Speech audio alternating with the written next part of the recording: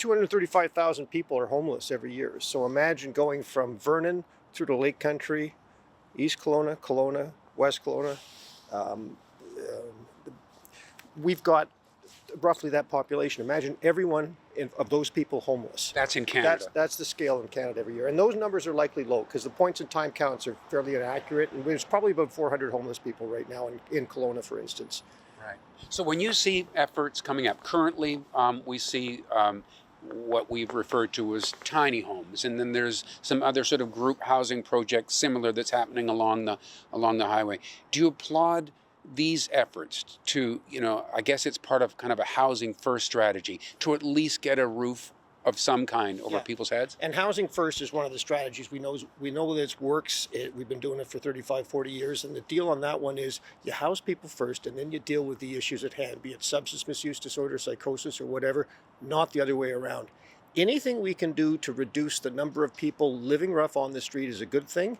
I view tiny homes as a temporary solution, but it's at least a step in the right direction.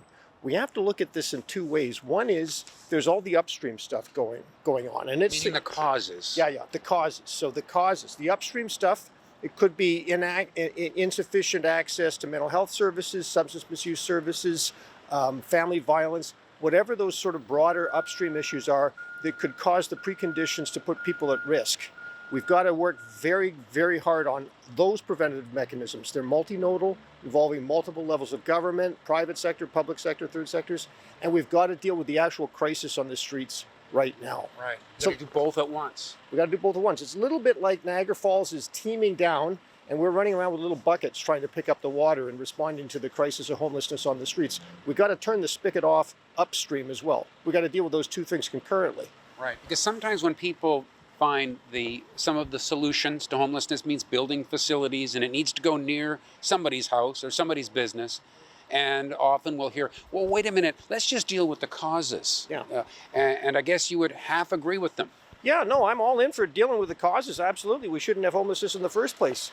Deal on this one is we've got it badly. So we need to deal with the crisis on the streets now. Yeah. Is there something, after all your years of researching it, is there something that is commonly missed? Coordination at the political level, like which ministry in the province is actually taking leadership on this. That's a question, that's an issue. Political will generally, and also societal will. There's enough money sloshing around in our society. We're simply not allocating it to preventative mechanisms and to response mechanisms for homelessness. Right. It sometimes occurs to me that when you look at the cost of building a bridge, what that costs nowadays. And then if you imagined applying that to the issue of homelessness, it would go a long way. Absolutely. I mean, I've read some stats, it's upwards of $6 billion or more a year just in the sheer cost of homelessness. When you take a look at emergency services, visits to emergency in the hospital, police services, other sorts of factors, to say nothing of the human costs and the degradation of people living rough, living homeless. We shouldn't be having that in our society. It just shouldn't be occurring. Would you say, and maybe this is a political question more than a research question, do you think that that having a roof over someone's head is a human right? Well, there's the question, and it ought to be, absolutely. But it's considered an economic commodity here in our society, of course, too. We invest in our houses. We don't have capital gains when we sell our principal residences. They're very important for people's economic well-being. I mean, the horse fled the stable on that one decades ago. That's a factor.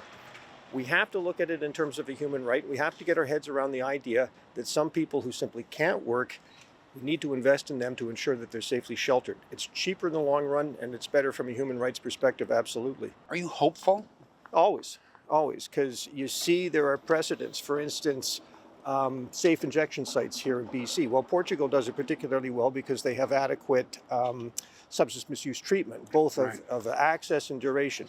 That's a good thing. Finland, 25% of housing has a mandate for being socially purposed. There are things that we can do to move the dial. Yeah. You mentioned supports for people with addictions. It seems everybody says we need more of that. I don't know where we're going to get all the professionals to do that. We're churning them out in schools of nursing, my own discipline, social work, and other disciplines. We can't recruit enough people. It's absolutely true. Right. But definitely an area I think most people would agree we need to focus on. And absolutely, yeah. But preventing it to begin with in the first place, now that we have this public health crisis, as far as I'm concerned, we need to respond far more effectively. Okay, what's the first thing we need to do? We're going to start preventing this. What's step one? Build houses, provide the support mechanisms, give the rent offset so that people can move into market housing. Be very careful with how you move with bylaws so that you can mandate more quickly the building of housing. Incentivize private sector individuals to build more quickly and more effectively for low-income people. And we need to all get our heads around the notion of housing being affordable within our community and making that possible. Terrific. Thanks very much. Much appreciated. My pleasure. And thanks for watching Kelowna Now.